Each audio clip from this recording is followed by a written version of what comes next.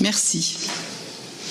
Bon, vous me dites si je parle trop vite ou pas assez fort, parce que je ne m'entends pas, là.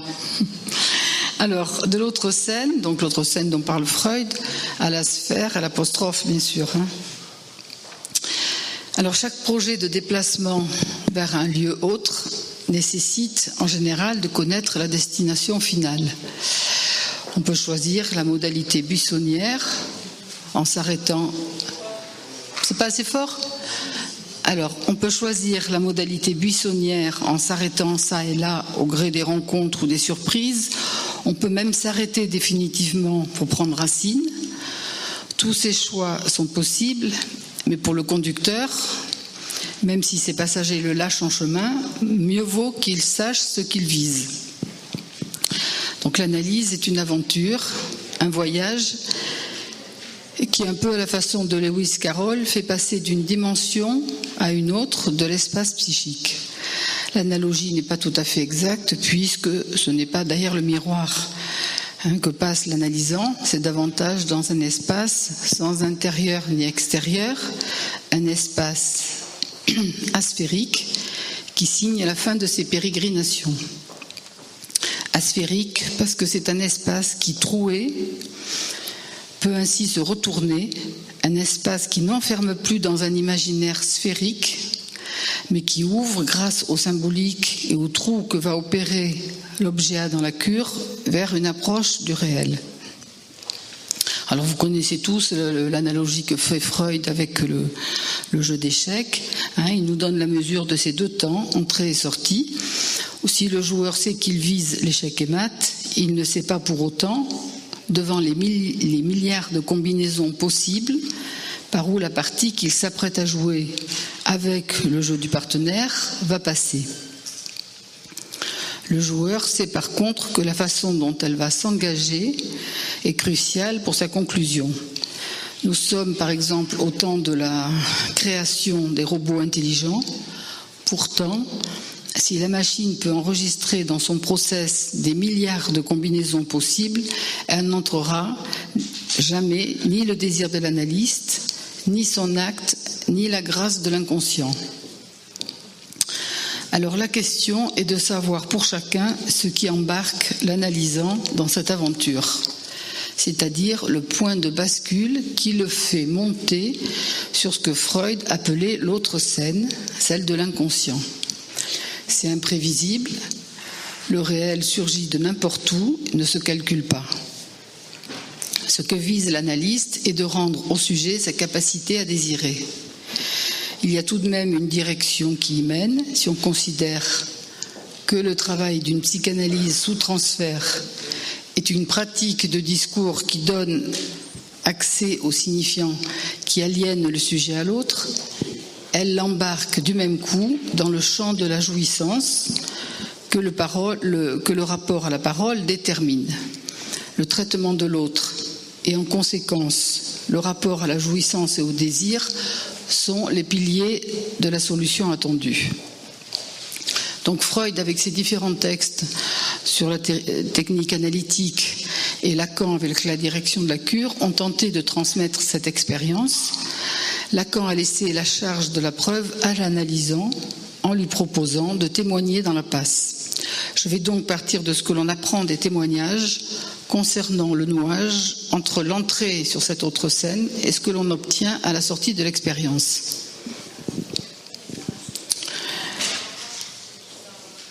J'entends parler là. Ah bon. Alors le début par la fin, puisque tel est le thème le titre de cette séquence, nous interroge. Y aurait-il une entrée, une façon d'entrer pour cette autre scène, porteuse d'une conclusion qui mène à l'acte de l'analyste. Cette entrée-là ne se vérifie évidemment que de la fin, avec une solution qui vérifierait les prémices de la demande.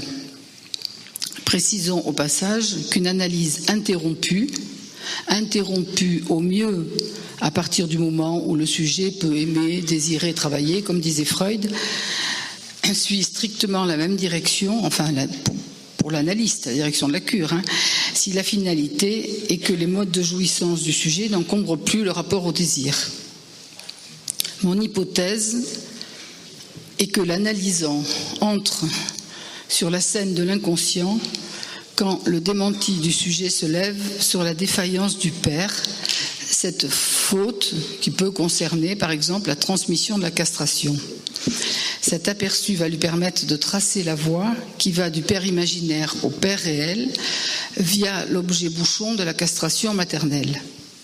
On peut discuter évidemment de savoir si cette levée concerne un démenti ou un refoulement. Je choisis démenti parce que ça porte sur un savoir, là où le refoulement porte plutôt sur un signifiant. Et s'il n'y a pas de savoir sans démenti, le fait de lever un instant le voile de « je sais bien mais quand même » désactive l'opacité de l'amour pour le père et ouvre la béance pulsatile de l'inconscient. Le sujet peut arrêter de se faire croire pour rester à l'abri d'une vérité qui concerne un réel. Bon, tout ça, c'est une hypothèse à mettre à l'épreuve de la clinique, ce que je vais essayer de faire. Alors, je ne dis pas que toutes les analyses commencent comme cela. J'ai entendu bien d'autres témoignages où l'analysant considère qu'il est véritablement entré dans l'analyse quand, par exemple, il a été surpris par un lapsus qui lui a permis de mesurer, par exemple, l'écart entre ce qu'il avait l'intention de dire et ce qu'il a dit. Encore devrait-on vérifier sur quoi portait le lapsus ? Ou alors certains pensent aussi que l'entrée se superpose avec l'entrée dans le transfert. Et même si, comme le disait Lacan dans la direction de la cure, la capacité au transfert mesure l'accès au réel, il faut différencier la capacité au transfert analytique de la prise dans une suggestion d'allure transférentielle. Car le transfert analytique, vous le savez, a deux phases, celle de l'amour et celle de la résistance. Moi, je pense à un analysant, par exemple, qui, dès les 2 premiers rendez-vous, manifestait un transfert massif sur l'analyste, et ce n'est pas pour autant que l'analyste l'a allongé. Bon. Par contre, quand la scène de l'inconscient s'ouvre du père au pire, ça donne une orientation à l'analyse pour que cette dernière ne se réduise pas à une construction signifiante du sujet. Sans le réel de l'objet A, sans cette estime, l'analyse risque d'être un récit, un storytelling, même si ce dernier s'articule en toute logique autour des signifiants maîtres du sujet. Tandis que quand l'analyse s'engage dans la voie qui va de la pulsion au vide central, où l'objet A sert à masquer le moins fi de la castration, on peut dire que la boussole indique le bon cap. Et si dans mon titre, je parlais de l'analyse comme passage de l'autre scène à la sphère, c'est parce que la sphéricité de l'espace ne peut être ressentie qu'à partir de la trouée, du trou, disons, que l'extraction de l'objet A va opérer dans la sphère imaginaire. Alors, de nombreuses entrées en analyse se font à partir d'un rêve. Bon, rien de vraiment étonnant, puisque quand même la voie royale de l'inconscient fait signe, mais rien ne force l'analysant à accuser immédiatement réception de ce signe. Freud, par exemple, dans l'additif à l'interprétation des rêves, pose la question de la responsabilité du sujet dans ses rêves. Il note que dans certains rêves, où il n'y a pas de censure, apparaît derrière le désir d'émotions immorales, incestueuses et perverses, des appétits meurtriers et sadiques dont le sujet aura à assumer la responsabilité sans se fier à la morale. Ce consentement à des pensées inconscientes, acéphales, au bord des signifiants du rêve est déjà une victoire. La levée du jugement moral permet d'entendre autre chose, mais rien n'est sûr puisque le fait d'entendre est contingent, imprévisible et incalculable. Je vais donc m'expliquer à partir de vignettes, de petites vignettes, qui viennent soit de ma pratique, soit de témoignages de passe.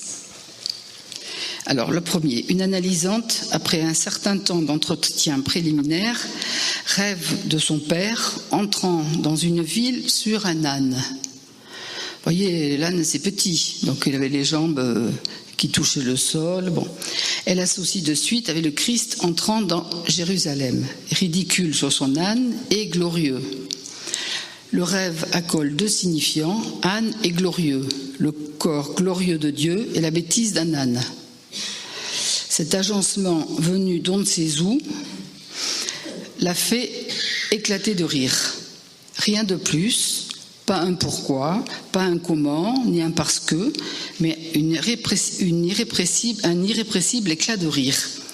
Elle a considéré que ce fut sa véritable entrée en analyse. C'est à la façon dont le sujet accuse réception d'un savoir de l'inconscient que l'on peut constater qu'une béance s'est ouverte. Ce rire sur ce savoir insu signe une rupture dans l'ordre des significations et un consentement à un suspens du sens. Elle a consenti à lever l'impossible savoir sur le Père, protégé dans ce cas par l'amour pour le Père. Le moi s'efface, on peut dire, et le sujet entre sur l'autre scène. Deuxième vignette, un autre exemple du même style, mais pour l'instant qui n'est pas tout à fait engagé. C'est pour ça que je l'ai choisi. Une analysante rêve qu'elle était dans le cabinet de son analyste, même si cela n'avait rien à voir avec la configuration, ça arrive souvent. Elle savait que c'était chez l'analyste. Il y avait un grand bureau, une immense bibliothèque. Elle entend une voix dure, assertive, bien timbrée, dit-elle. L'analyste est là, mais derrière, elle aperçoit dans un recoin de la bibliothèque un petit homme, la tête à la hauteur du bureau, pleine de couleurs vives, comme un maquillage de clown. Elle interprète que tout dans ce rêve est une mise en scène du Père, la voix bien timbrée qui coupe la parole, les couleurs vives, c'est-à-dire le contraire de l'uniforme puisque son père était militaire, le grand bureau, l'infatuation, etc. L'analyste relève et le petit clown. Alors elle réagit vivement, ça je ne peux absolument pas le dire, ça m'est impossible. Elle aurait pu accuser réception autrement, en consentant au père petit clown, mais elle ne le récuse pas. C'est juste impossible pour l'instant de tirer les conséquences de cet aperçu. Vient le rêve à la séance suivante. Elle voit un sofa avec des coussins, elle associe donc avec le divan. Elle doit négocier avec un homme important un contrat d'achat de ciment. Alors elle entend l'homme important, c'est son père, ciment. Elle n'entend pas pour l'instant le mensonge, mais elle entend une structure rigide, style elle serait cimentée. Elle doit lui courir après, cet homme important, elle doit lui courir après, car il est pressé, et en courant, lui expliquer la négociation. Et il lui répond, il est impossible de passer la frontière avec ce ciment. Bon, ce qui démontre que l'inconscient, le par-l'être, est en avance sur le sujet. Je considère que nous sommes en bonne voie pour lever le démenti sur le Père. Troisième cas, un analysant dit à son analyste qu'il a décidé de vivre avec une femme. Celui-ci la longe. Alors, quelle est la raison ?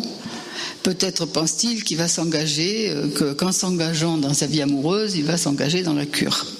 Mais cet analysant considère, lui, qu'il a commencé sa cure dans sa troisième analyse, quand il raconte le rêve fait à la fin de la seconde analyse, donc interrompu sur la question du père et de sa défaillance.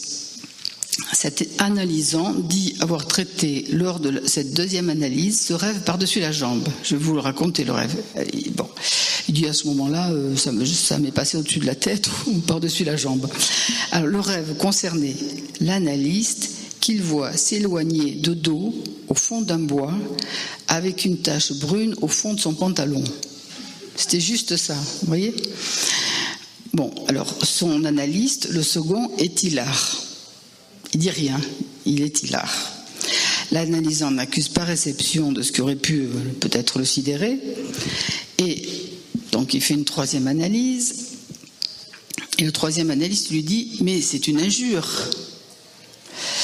Et c'est en acceptant d'entendre que c'était une injure qui s'adressait au père et que c'était lui qui l'avait rêvé, qu'il était donc responsable de sa pensée inconsciente, qu'il devait donc la prendre à sa charge, et c'est là qu'il considère qu'il est entré dans l'analyse. Et cet analysant nous enseigne aussi qu'en soulevant le voile du père, de sa défaillance, on tombe sur l'objet. Voilà pourquoi je considère que les cures qui s'engagent à partir de cette faute structurale, encore insu pour l'analysant, a quelque chance de nous guider vers l'objet. Ne pas savoir permet au sujet de se croire à l'abri de la castration, tandis que lever le coin du voile permet de monter sur la scène de l'inconscient. Une quatrième vignette nous introduit à cet abri qui fonctionne comme un démenti de la castration maternelle. Un analysant raconte un de ses premiers souvenirs de 4-5 ans. Il est aux toilettes avec sa mère et se rappelle avoir vu ses poils pubiens. Il lui dit « J'ai vu tes cheveux ». Sa mère lui répond « Non, tu n'as rien vu ». Vous savez, un peu comme la dénégation de la mère de Hans. Il insiste et dit « Si, j'ai vu tes cheveux ». Il dit qu'il a acquis à ce moment-là la certitude qu'il y avait quelque chose à voir et non pas un rien. Si les cheveux cachent le rien qu'il n'a pu voir, cette certitude d'avoir vu a fonctionné d'abord comme un démenti du mensonge maternel, ce qui ne solde pas pour autant son propre démenti au regard de la castration. Il n'y a eu ni horreur ni effroi dans cette rencontre. Il associe ensuite une autre scène 2 ans plus tard, quand il a vu dans la salle de bain un seau avec un linge et du sang. Il a immédiatement pensé « ça y est, il lui a fait ». Donc le « il », bien sûr, c'était le père. Entre « j'ai vu quelque chose » et 2 ans plus tard, la cause, c'est le père, on pourrait penser qu'entre-temps, il a consenti à la castration maternelle. Il ne consent pas pour autant à lâcher ce qu'il croit avoir vu, il préfère sauver sa croyance. Il fait porter le refus sur le savoir. Seulement, à la fin de son analyse, on a pu constater que les versions du père qu'il agitait étaient toujours celles d'un père qui châtre la mère et qui peut donc l'en faire autant. L'énigme de la différence des sexes avait trouvé sa cause dans ce père qui châtre. Et cette certitude qu'il y avait quelque chose à voir a marqué son rapport aux femmes. Il a pu conclure à la fin de sa cure que ce voir inaugural l'avait réduit à n'être qu'un regard, spectateur, qui a passé sa vie à attendre sur le regard de Dieu à l'abri de la castration. Il n'a pas transformé l'essai, comme on dit au rugby, du père qui châtre en père réel, agent de la castration symbolique. Sa cure ne lui a pas permis de faire tomber les écailles de ses yeux. Alors, après cette petite vignette, on va essayer de voir ce qui organise un peu cette question de ce trajet vers la fin. Lacan nous a permis d'aller au-delà du roc de la castration en introduisant l'objet ptypta. Je vais centrer mes questions autour de ce fil rouge qu'est cet objet. D'abord, en rappelant que le transfert a trouvé sa juste mesure avec l'objet ptypta, puisque dans le discours de l'analyste, c'est l'objet à cause de désir qui est aux commandes, l'agent du discours. Mais peut-être s'agit-il de serrer cette opération du transfert en 2 temps. Alors ça, c'est grâce à une discussion que j'ai eue avec Marie-Jean Sauret, qui m'a... Je me suis aperçue qu'on parlait tous les deux, lui d'un temps et moi de l'autre. Donc je me suis dit, après tout, autant le serrer en 2 temps. Alors, le premier temps, c'est celui où l'analysant parle à son autre. L'analyste, quant à lui, se tient à la place de l'objet A, semblant d'objet, lieu vidé de l'objet, ce qui permet au signifiant de l'analysant de raisonner dans ce vide. Et le second temps, au cours de la cure, l'analysant va mettre l'analyste à la place de son objet A, parce que je crois que tu en parlais tout à l'heure, Marie-Jean aussi, il lui impute d'être cet objet, et c'est ce temps-là qui permet la mise en acte de la réalité sexuelle de l'inconscient et d'approcher le fantasme sans que l'analyste, bien sûr, se prenne pour cet objet, lui. La présence de l'objet A se repère dans tous les virages essentiels de la cure. Le moment crucial, bien sûr, concerne le fantasme, car c'est au cœur de son énigme que le petit a se loge. Je vous rappelle la formule du fantasme, S barré, poinçon, petit a. Le franchissement du fantasme précipite le sujet sur l'envers de ce qu'il croyait être. Alors, séparons là encore, pour mieux nous y retrouver, la valeur pulsionnelle de l'objet, qui concerne le scénario de jouissance, et l'objet aperçu comme manque d'objet, donc cause du désir. Je trouve que c'est intéressant de déplier ces deux aspects, si vous voulez, de l'objet A. Quelques occurrences sur manque d'objet. Freud dit par exemple que la valeur de l'objet importe peu, ou que n'importe quel objet peut venir à cette place. Bon, et Lacan montre que l'objet est un manque d'objet. ou encore que l'objet A masque le moins fi de la castration. Alors, apercevoir cette dynamique de l'objet A entre objet de jouissance et objet cause du désir permet son extraction ou permet de parler de sa chute. L'objet A restera pour le sujet la part incastrable de sa jouissance, qui signe le symptôme. Il est réduit de toutes les adhérences imaginaires liées au poids du fantasme. La jouissance qui anime le scénario fantasmatique ne tient pas à un autre qui imposerait sa jouissance. Il est lié au trajet de la pulsion qui tourne autour du vide que l'objet A recouvre. La conséquence de cet aperçu porte sur l'autre immédiatement, ça a des conséquences sur l'autre, ou comme le dit Pierre Bruno dans son dernier article absolument précieux que je vous recommande de lire, c'est dans la psychanalyse numéro 38, ça porte sur le réel de l'autre. Cette traversée allège du poids du réel de l'autre. Certains, par exemple, parlent d'une chape qui cède. Et cette construction où imaginaire, symbolique et réel étaient noués, mais tant que le réel n'opérait pas une coupure dans l'imaginaire en faisant un trou, ce nouage condensait une fixité, la fixité du fantasme.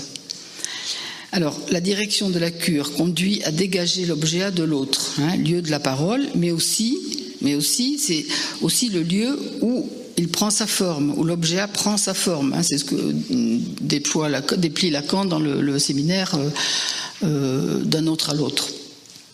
Une fois que l'autre est déshabillé du petit A, vous savez, Lacan parle comme d'une chasuble, du reste, la jouissance qui lui était supposée revient au sujet et l'autre perd automatiquement de sa consistance. On peut alors l'écrire, j'ai pas de choses pour écrire, mais voyez grand A moins petit a, vous extrayez le petit a du grand A, donc grand A moins petit a, égale S de grand A barré, le signifiant du manque dans l'autre, quelque chose qui manque dans l'autre, plus le petit a plus de jouir, ou le symptôme. Il reste quand même quelque chose, il n'y a pas une castration totale, heureusement. Le sujet peut se reconnaître dans ce point d'extimité, protégé jusque-là par le démenti. L'extime est reconnue comme intime grâce à une soustraction qui laisse un vide. Mais vous voyez que pour que l'extime soit reconnue comme intime, il faut qu'il y ait comme une bande de Méduse, on passe de l'envers à l'endroit sans sortir. Ce mouvement est un retournement. Les virages dans une analyse sont topologiques parce qu'ils ont la structure d'un retournement et ils permettent d'apercevoir que le langage est asphérique et l'espace soudain un tore, un cross-cap, une bande de Möbius ou autre objet topologique, même si l'analysant ne connaît pas ces termes. Ce changement est lié au traitement de l'imaginaire par l'immixtion du réel, bien sûr via le symbolique. Je disais donc dans mon introduction que l'entrée par l'aperçu de la faute structurale de l'autre donne une ouverture sur l'objet. La défaillance imputée au père imaginaire, liée au défaut de l'acte, transmettre la loi de la castration, ouvre un accès radical au manque dans l'autre. Grâce à cette première trouée dans l'imaginaire, l'analysant entre de plein pied sur la scène de l'inconscient. Si le père apparaît dans les témoignages dont j'ai parlé tout à l'heure, soit comme un âne, l'envers d'un dieu qui sait tout, soit comme un chieur, l'envers d'un père respectable, l'objet imputé à l'autre, derrière sa défaillance, instille, le verbe instiller, instille sa présence réelle que seul le franchissement du fantasme pourra déliter. La sphéricité du langage, et donc des formations langagières comme l'espace, le symptôme, le fantasme, est le signe d'un retournement où le sujet se retrouve seul avec la cause analytique. Voilà.